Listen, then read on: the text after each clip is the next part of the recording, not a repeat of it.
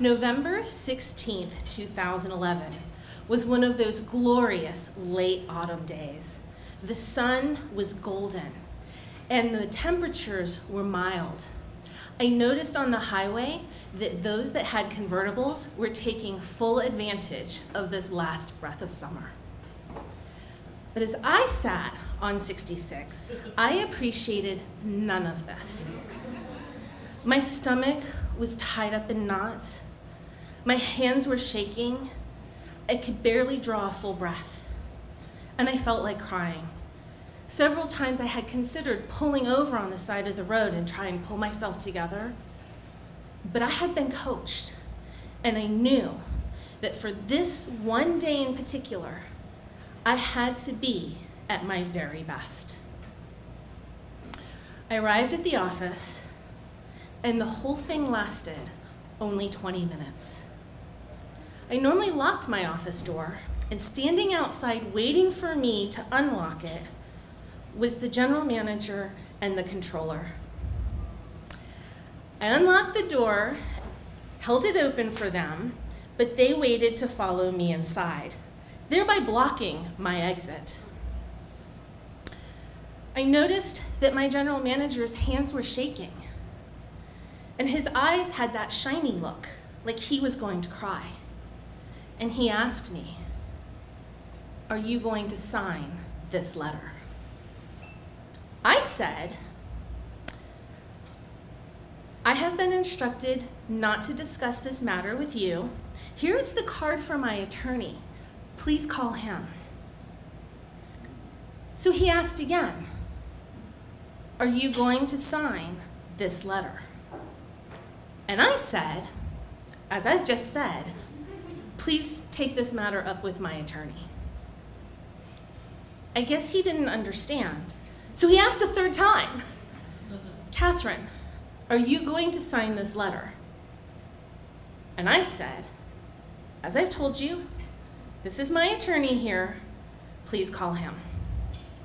And with that, he had the controller walk me from the building without even giving me the dignity to collect the things from my desk. I called my attorney from the parking lot, and I told him what had just happened, and he gave me 3 very specific instructions. I need you to go home, and I need you to fax me a copy of that letter. I will send you some forms, and I need you to complete them. And then wait for further instructions. Now, those of you who are fans of classic rock may remember Tom Petty singing a song about the waiting being the hardest part. I can vouch for that. With time on my hands, I had to wonder what had gone so horribly, horribly wrong, because clearly this was a low point in my career. I looked back on the circumstances that brought me to this particular job choice. I had been working for a very large, busy hotel. I had a large department that handled millions of dollars worth of conferences, weddings, events of all sorts. I was logging approximately 80 hours a week, and I was stressed out all the time. I had millions of reports that I had to fill out for management, for owners, for franchisees, for investors. There was tons and tons of administrative red tape that took me farther and farther away from the business that I really loved, that of creating successful events. Burned out and frustrated, I decided to take a step back and go to a smaller facility where I could work much more autonomously. Although I took a pay cut, I still felt confident that this was the right decision for me. And I enjoyed working no more than 50-hour weeks once I arrived. I enjoyed a large office with a sunny window overlooking a landscaped garden patio. We had doves and bunnies and chipmunks. I had exclusive autonomy where I could focus almost entirely on booking events and detailing events. I didn't have a lot of reports to do. I wasn't engaged in a lot of office politics. I pretty much was running my own little business out of this property. And at the time, my general manager loved that. And he said to me, Catherine, it's like you just have a wedding shop down here. And I said, yeah. He's like, keep it up. And thus followed 5 years of excellent performance reviews. Each year, I took the revenues higher. I booked more and more events, and I collected hundreds of social media reviews. People who were thanking us for putting together beautiful weddings, elegant bar mitzvahs, really fun quinceañeras. And the more attention we got, the more we booked. It was amazing. Now, I realized at the time when I started, leadership there was a little bit weak. But because I was so enjoying my work, I didn't really think about it. If something stressful happened out there, I would just come into my office, gaze out my window, and I would feel calm again. I remember having a meeting with our executive chef. I was talking to him because one of my brides had come to me and she said that she wanted to order the salmon with lobster sauce, and the chef had told her it would taste exactly the same if she made it without lobster. And I asked how that would be possible, and he said, well, on her menu tasting, I forgot to put the lobster in.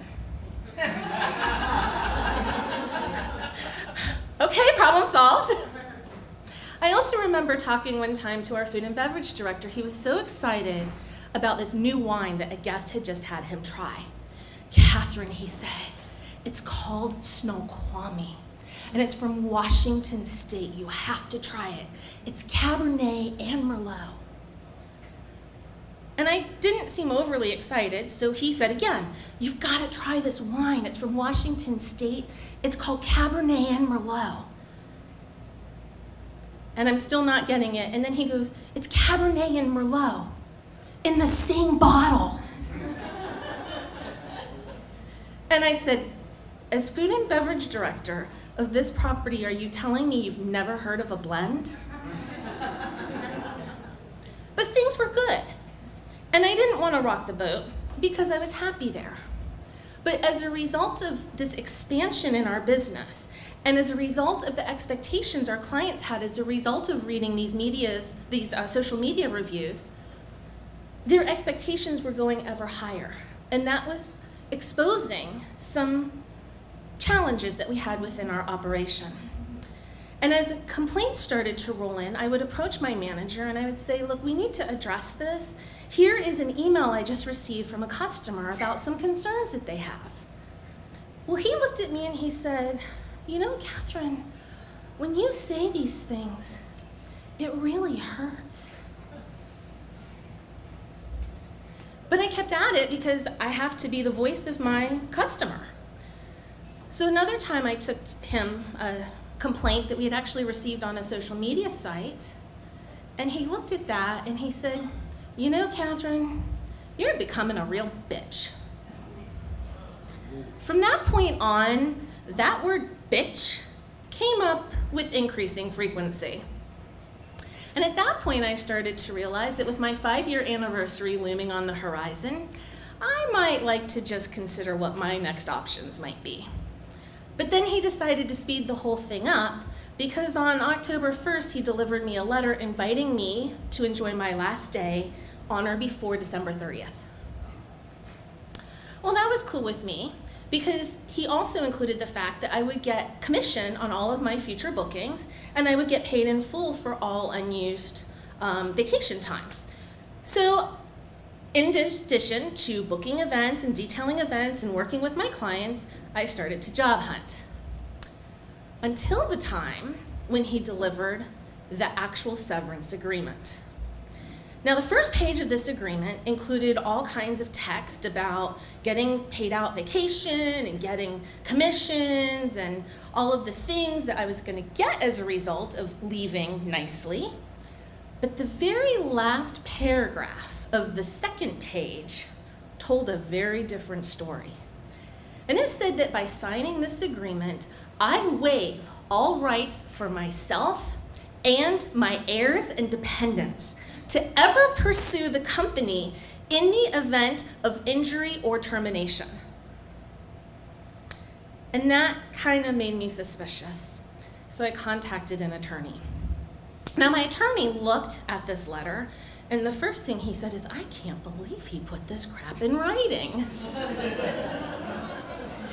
Now he didn't actually use the word bitch, but he did use terms like diva and drama queen. And what my attorney said is, maybe this guy is just a moron. And he's otherwise harmless. So if you trust him, go ahead and sign the letter and take all your money. And I said, I've contacted an attorney. I think the trust is gone. So he said, then don't sign the letter. Now, as it turns out, the first week of December, after enjoying a very nice Thanksgiving trip with my family, which I was not late for because I wasn't working, I came back refreshed and I started a new job where, by the way, I made more money.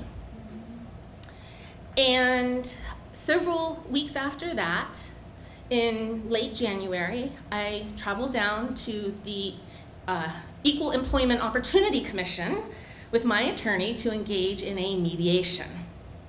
Now, my attorney had prepared me for how this process was going to go, and he said it's not fun.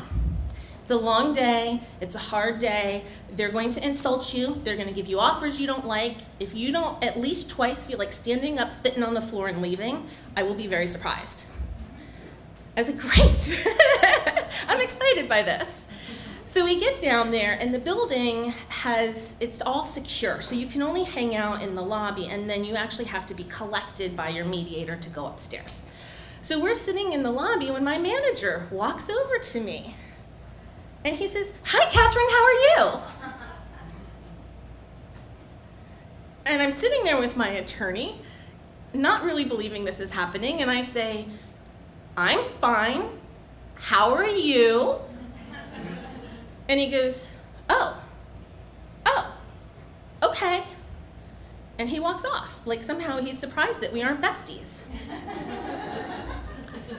So all together, me and my attorney, he and his 2 attorneys, and the mediator, we all go up in the elevator together, where we are shown to this room that has a long round table in it. Me and my attorney are on one side, he and his 2 attorneys are on the other. The mediator is at one end, and on the other end we have 4 law students who are learning so much from this experience. So the mediator begins by laying out the process that we're going to engage in for the mediation, and then it is my turn to speak. Now, I had previously discussed with my attorney that my job was to actually say as little as possible and let him do the speaking for me. And so I said, well, I'm going to let him speak for me. And so he did, and he used terms like Catherine was harmed. And then we went around the table, and it was my manager's chance to speak. And he started to tell this story about how much he loved working with me, and how I was an absolute pleasure to have in the office, and how he never meant to hurt my feelings by calling me a bitch, and that he hoped we could still be friends. And I was like, is this being filmed? Because this is really fantastic. And after this, they showed us into 2 separate tiny little rooms, windowless, airless, and uncomfortable, where we stayed for the next 5 hours. So the way this mediation worked is they started with an offer of how they wanted to compensate me. $500. And no, I did not spit on the floor, but I did want to leave. So we traded a response of a figure that we thought was fair, which was a little more than a year's salary for me, plus bonuses. And we included a fact about how I was so damaged by this experience. So they came back with another figure that was significantly lower than what we had asked for, and another fact. And this continued back and forth, with the students asking increasing questions and adding increasing commentary about how this process is going.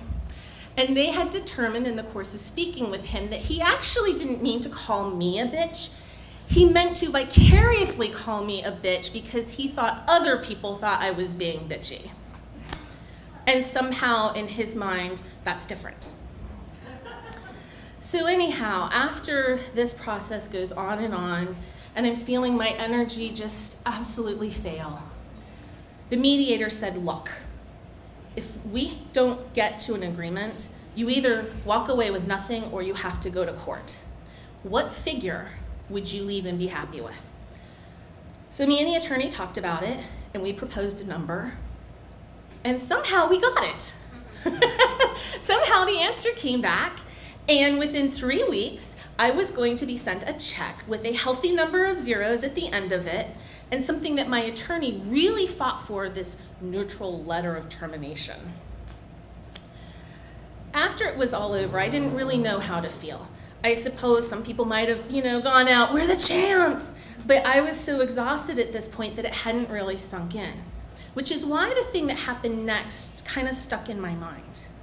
As we were exiting the room, the other 2 attorneys approached my lawyer, and they wanted to shake his hand. And the one said, I just had to congratulate the man who made a case out of absolutely nothing. So in the car on the way home, I asked my attorney, what was that all about? And that was when he told me something I had not previously understood. As it turns out, Virginia is a right-to-work state. And what this means is you can be fired for just about anything at all. Anything except being a bitch.